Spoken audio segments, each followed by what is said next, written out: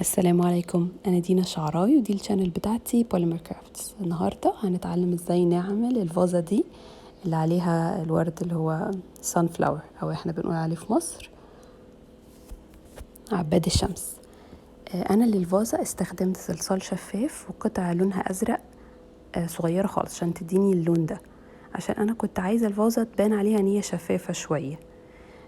نوع الصلصال بريمو. الفازة دي الشفاف والأزرق نوع بريمو. هنقعد ننعم فيها كده بإيدينا لحد ما نوصل للشكل اللي احنا عاوزينه. ده كده الجزء اللي فوق بتاع الفازة.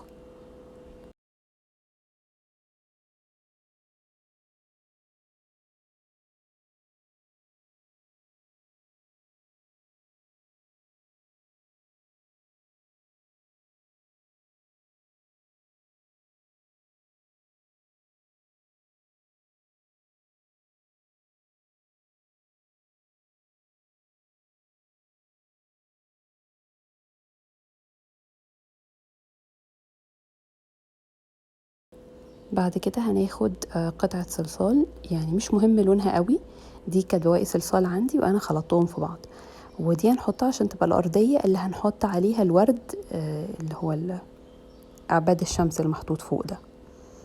أول حاجة هنعملها هي ورق الشجر، هوريكم من ورقتين وبعدين هكمل الباقي مش في التصوير، وهوريكم دلوقتي أنا بعملها ازاي.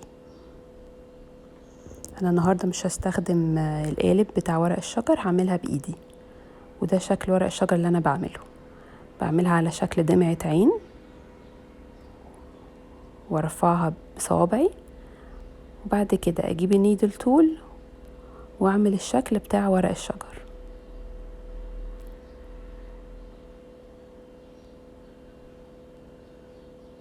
بالطريقة دي زي ما انتوا شايفين.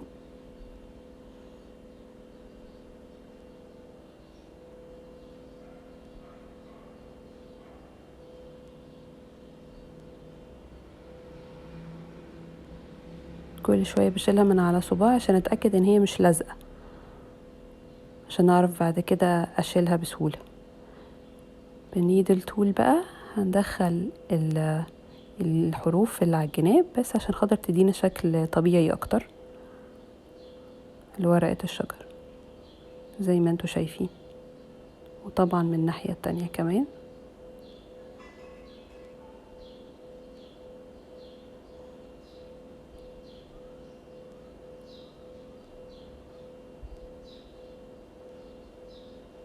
ده شكلها النهائي، ودي واحدة تانية برضو نفس الشكل، بس عشان لو كان اول واحدة مش واضحة فعملت لكم واحدة تانية.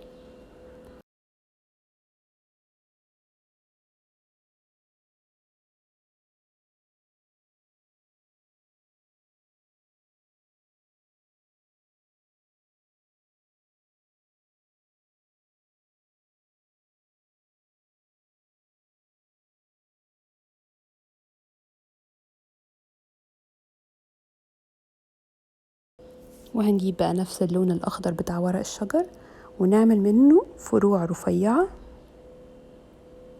بالشكل اللي انتوا شايفينه ده.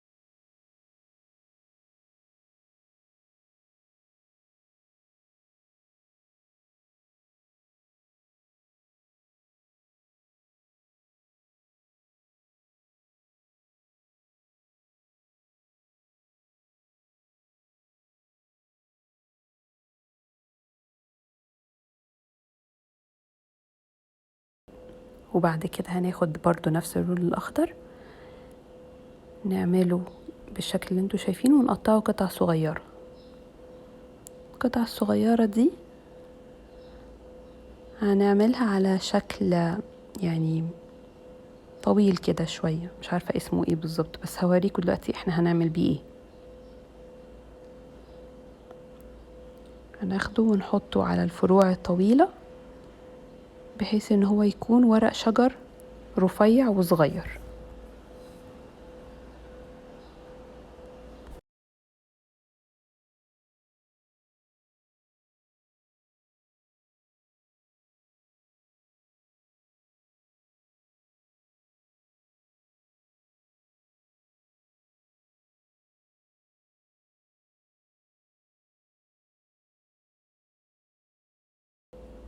بعد ما حطيتهم كلهم باخد النيدل تول واعمل فيهم التأثير ده.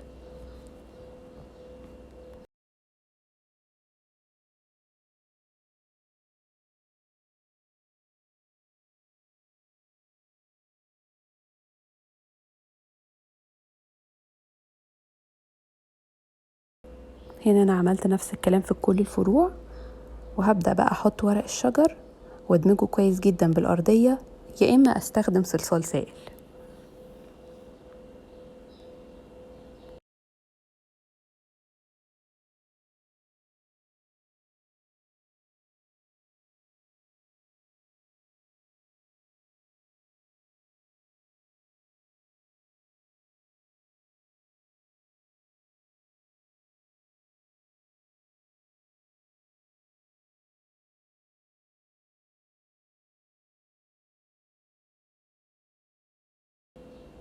بعد ما نخلص نحط بقى ايه الكرة الخضرة دي، حطها مخصوص عشان خاطر تبقى الأرضية بتاعة الوردة.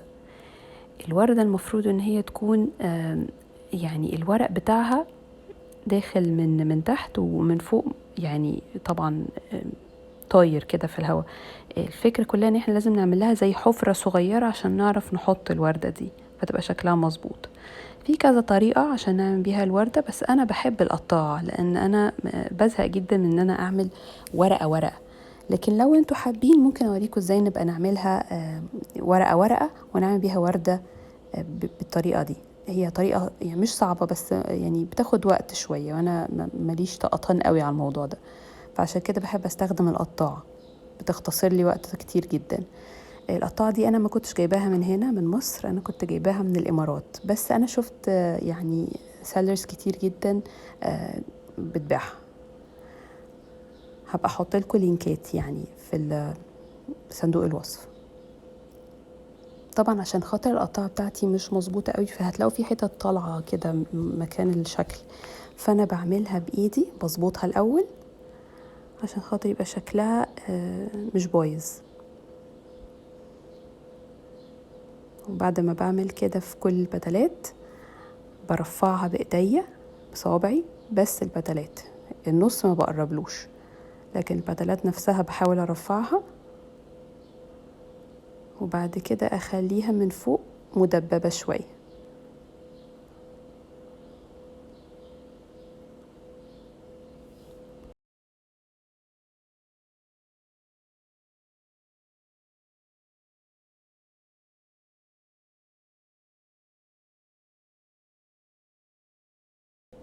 بحطها بقى على السيليكون مات بتاعتي واخد النيدل تول واعمل فيها التأثيرات بتاعة الوردة.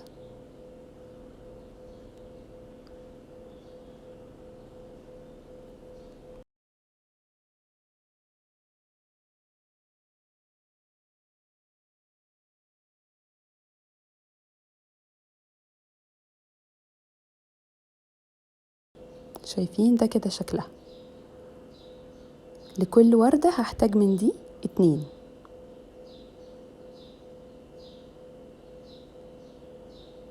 شوفوا بقى هركبها ازاي. لازم طبعا صلصال سائل هنا علشان خاطر اتأكد ان الوردة ركبت ومش هتقع.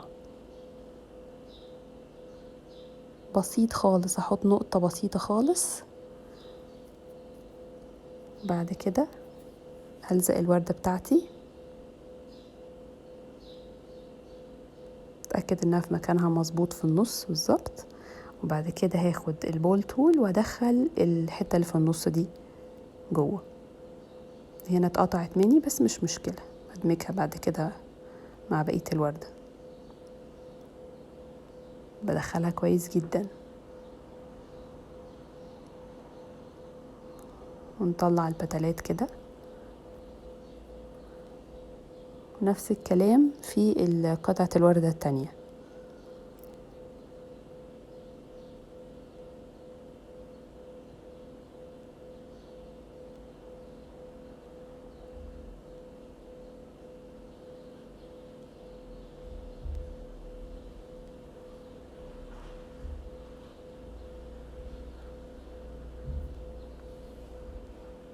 نبدأ بقى هنا. أنا عايزة أدي تأثير اللون في الوردة من جوه، فهاخد ألوان الباستيل دي، سوفت باستيل أحمر وبني،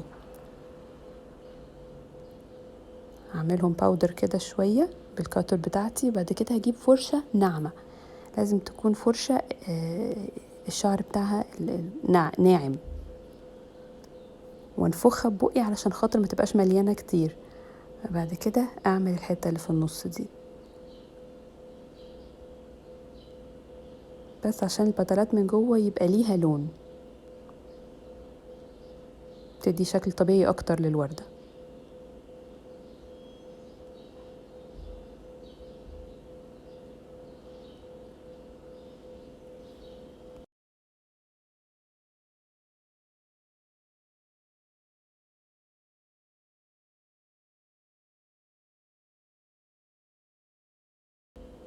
دلوقتي بقى هاخد برضو صلصال سائل احطه في النص،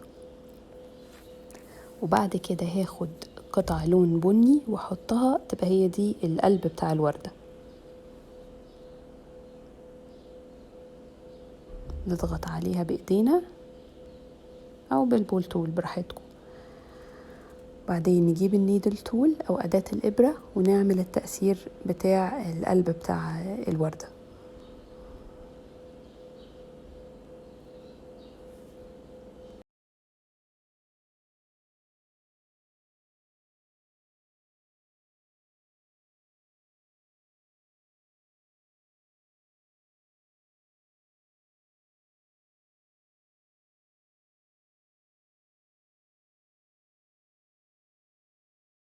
نيجي في النص بقى بتاع القلب ده بالبول تول بضغط سنة صغيرة لجوه زي ما انتوا شايفين. برجع اعملها تاني بالنيدل تول وبس. بستخدم بقى بعد كده اللون الالوان الباستيل الاخضر والبني. الاخضر بعمله في القلب بتاعها والبني بعمله على الحروف.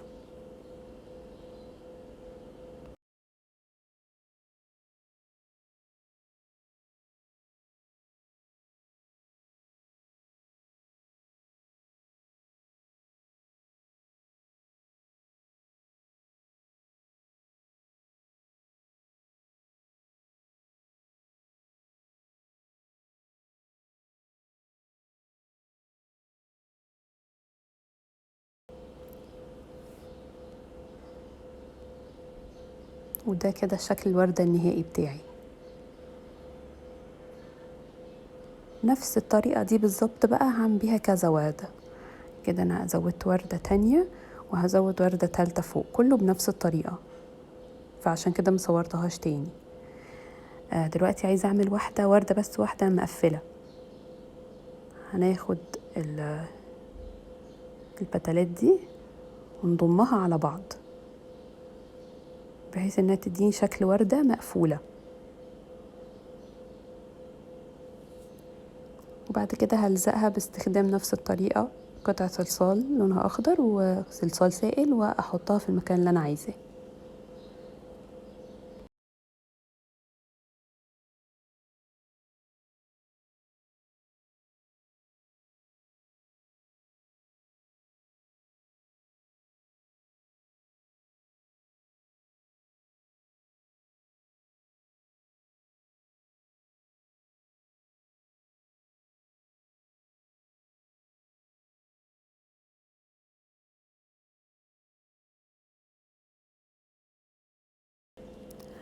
بعد ما عملت كده عملت بقى فروع خضرة صغيرة خالص خالص، وقعدت احطها ما بين الورد وبعضه عشان خاطر املى الفراغات. اللي ما بين الورد. وطبعا زودت ورق شجر وكده. ده كله بيبقى على حسب الشغل، انتوا بتبقوا شايفين شغلكم عامل ازاي. لو محتاج زيادة ورق شجر او كده بنعملها واحنا بنشتغل. انا حسيت ان انا عايزة ادي زي ظل كده للفازة من تحت، فعملت لها من حواليها، من حروف حواليها، لون ازرق تقيل، يعني ازرق قصدي غامق، تقيل ايه قصدي ازرق غامق بس. وزودت وردتين كمان تحت. ده شكل المج النهائي. هدخله الفرن بقى يستوي. بالمناسبة الورد اللي استخدمته اللون الاصفر ده صلصال ديمو، واللون البني برضو صلصال بريمو. بعد ما طلعت المج من الفرن، حسيت ان الفازة لونها مش عاجبني قوي، حسيت انها محتاجة تتغير. فقررت بعد ما سويتها ان انا هديها طبقة ريزن، UV ريزن. دي اول مرة استخدمه على فكرة يا جماعة. لو حابين ممكن ابقى اعمل لكم فيديو منفصل عنه. شايفين الشكل؟ انا عملت ايه، خدت اليوفي ريزن ده وحطيته في القالب السيليكون، وحطيت معاه لون اكريليك ازرق نقطة، وحطيت معاه الجليتر الازرق ده، وبعدين قعدت دهنته على الفازة، ومسحت الزيادات اللي انتوا كنتوا شايفينها من على الجناب دي. ودلوقتي هاخد اللمبة بتاعت اليوفي ريزن وهظبط بيها قصدي هنشف بيها الريزن. اليوفي ريزن واللمبة انا كنت جايباهم من جروب اسمه ريزن لافرز هنا في مصر. وده شكل المج بعد ما خلص، وبعد ما الايبوكسي قصدي اليوفي ريزن نشف. قولوا لي رأيكم بقى في الكومنتات. لو عندكم اي حاجة عايزين تقولوها لي ما تنسوش تقولوها، ما تنسوش تشتركوا في القناة وتفعلوا الجرس، واتفرجوا على بقية الفيديوهات، هتلاقوا في حاجات كتير مفيدة. وكمان هحط لكم لينكات الجروب والانستجرام بيج وكده بتاعتي. يا جماعة اللي عايز يعمل اوردر معلش يبعت لي على المسجز بتاعت انستجرام، يعني هو ده اللي برد عليه اكتر حاجة. لكن لما تطلبوا مني اوردر هنا على الفيسبوك قصدي على اليوتيوب مش ما اقدرش انفذ لكم اي حاجة، لازم يبقى من خلال بيج الانستجرام. وما تنسوش تشتركوا في الجروب عشان خاطر احنا كلنا هناك بنفيد بعض، وكلنا يعني انا دايما بنزل حاجتي عليه. وبس كده، ميرسي، باي باي، اشوفكم فيديو جاي ان شاء الله.